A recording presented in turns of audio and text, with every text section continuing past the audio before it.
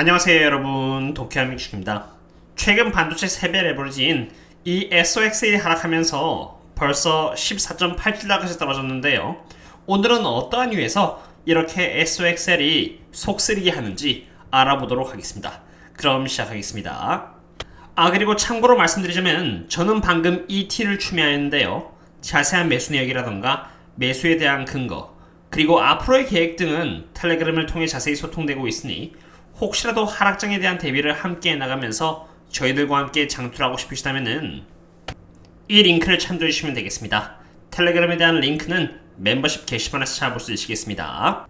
여러분들도 아시다시피 이 SOXL은 크게 엔비디아, 브로드컴, 인텔, 텍사스 인스트루먼트, AMD, KLA를 포함해 38개의 기업들로 이루어져 있습니다.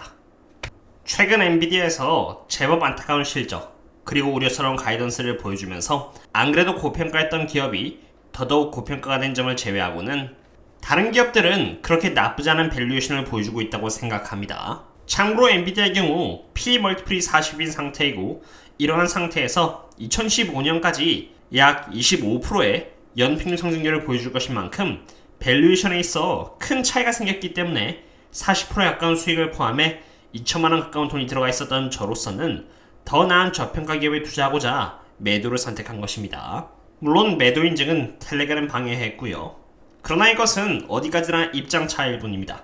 만약 그렇게 많은 돈이 들어가 있지 않아 대응함에 있어서 큰 부담도 없고 저처럼 반도체 비중이 매우 많지 않은 상태라면은 엔비디아의 밸류에이션이 저평가라고 할 수 있는 PE 멀티플이 25까지 오지는 않더라도 적어도 PE 멀티플이 30 초반에 오는 시점부터 시작하여 보수적으로 분할 매수를 해나가면서 평단가를 잡아나가면 되는 것입니다. 엔비디아는 고평가라서 좀 안타까웠지만 사실 그 외 기업들은 그 정도까지는 아닙니다. 브로드컴의 경우는 엔비디아의 40 PE 멀티플과는 달리 이렇게 14.31의 PE 멀티플로 앞으로 기대되는 성장률 15.58% 대비해서 저평가를 받고 있는 상태이고요. 인텔의 경우 9.58의 PE 멀티플을 받고 있으면서 사실 2024년까지 이렇게 1.03%의 평균 성장률을 보여줄 것으로 예측이 되기에 이렇게 저성장의 순이익을 보여줄 경우 그램 닷 포뮬러를 이용했을 때 10.56이 적정한 멀티플로 나오게 됩니다. 엄청나게 저평가는 아니지만 상대적으로 저평가가 되겠습니다. 그러나 그렇다고 해서 인텔의 경우 앞으로 파운드리를 구축하는데 많은 캐펙스를 사용할 예정이고 그러한 과정에서 프리 캐시플로우도 마이너스가 될 예정이라고 경진이 밝힌 바 있기 때문에 투자하진 않을 것 같습니다.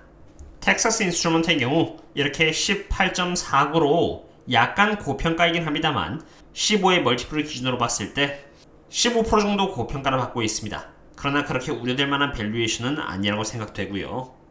엔비디아의 경쟁사라고 할 수 있는 AMD는 생각보다 괜찮은 밸류에이션을 보여주고 있습니다. 22.67의 PE 멀티플을 보여주고 있어 앞으로의 순이익 성장률에 대비해서는 아주 쬐끔 고평가이긴 합니다만 만약 제가 AMD를 보유하고 있었다면 지금 분할 매수를 시작할 정도로 괜찮은 밸류에이션이라고 생각이 됩니다. 그 다음은 KLA인데요. 반도체 장비 중에서 KLA가 가장 리스크에 덜 노출되어 있는 괜찮은 기업이라고 생각이 됩니다.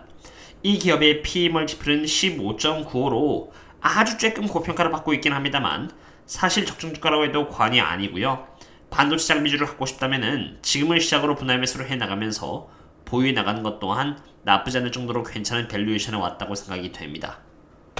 이처럼 79% 하락한 SOXL은 사실 이제 거의 다 떨어질 만큼 떨어졌다고 해도 과언이 아닐 정도로 엔비디아를 제외한 대부분의 기업들은 저평가 또는 적정 주가를 받고 있는 상태입니다. 그렇기 때문에 밸류에이션 측면에서 본다면은 적어도 기업이 고평가이기 때문에 SOXL이 추가로 하락하기는 조금 힘들지 않을까 생각이 됩니다. 그러나 그 외에 주가 하락의 주범을 굳이 찾는다면 미국 10년물 국채금리인데요. 보시는 것처럼 10년물 국채금리와 S&P 텍 인덱스는 서로 반대되는 관계에 있다는 것을 특히 최근 하락장에 있어서 강하게 보여줬다는 것을 볼 수 있습니다. 실제로 나스닥닷컴에서도 이렇게 10년 국채금리와 텍 섹터가 연관되어 있다고 언급했다는 것을 볼 수 있고 10년 국채금리가 상승한다는 것은 디스카운트 레이트가 높아지는 것을 의미하고 그것은 미래에 있어 더 적은 프리 캐시플로우를 의미하는 것이기 때문에 밸류에이션이 안 좋아지게 됩니다. 그리고 10년 국채금리는 다음과 같은 시나리오에서 오르는데요. 미국의 GDP가 약해진다거나 경기 침체가 올 것 같다던가 QE의 반대 개념인 QT를 할 것 같다던가 인플레이션 오름에 따라서 금리가 오른다던가 서플라이 체인에 문제가 있고 원유 가격이 상승한 등 경제가 전반적으로 불안할 때 오릅니다. 하지만 그렇다고 해서 무조건 앞으로 반도체가 계속해서 떨어질 것이라는 의미는 아닙니다. 왜냐하면 15년이란 기간을 두고 봤을 때 사실 10년 국채금리와 미국의 기술주들의 상관관계는 마이너스 0.33으로 적은 편에 속했기 때문입니다. 과거 5년에서 3년이란 기간을 두고 봤을 때 기술주들은 사실 굉장히 좋은 실적을 보여줘 왔습니다. 5년이란 기간에 걸쳐서 텍 섹터는 156% 성장했고요. 3년 동안은 64% 성장하면서 사실 대부분의 섹터 대비해서 가장 좋은 퍼포먼스를 보여주었습니다. 에너지의 경우는 최근 들어서 좋은 퍼포먼스를 보여주고 있으나 지난 3년 동안은 10%이고요. 지난 5년 동안은 3.99%일 정도로 반도체에 비해서 정말 안 좋은 퍼포먼스를 보여주었죠. 원유를 의미하는 에너지가 최근 이렇게 많이 오른 것 같지만 다른 섹터에 비해서 5년이란 기간에 걸쳐서 봤을 때 얼마나 적게 올랐는지 과감하게 보여주는 자료라고 생각이 됩니다. 그리고 그 기술주 중에서 사실 반도체주가 기술주의 성장을 견인해 왔다고 해도 과언이 아닙니다. 5년에 걸쳐서 기술주가 156% 성장하는 동안 반도체는 이렇게 145% 성장했고요. 3년 동안은 87%나 성장해 주었습니다. 아까 보여드린 자료와 같이 오랜 기간에 걸쳐서 많이 성장을 해준 반도체이기에 장이 안 좋을 때는 10년 국채금리와 상승과 물려서 안 좋은 모습을 제법 보여줬다고 생각이 됩니다. 그러나 제가 생각했을 때는 SOXL은 적어도 밸류에이션 관점에서는 하락할 만큼 하락했다고 생각이 되고요.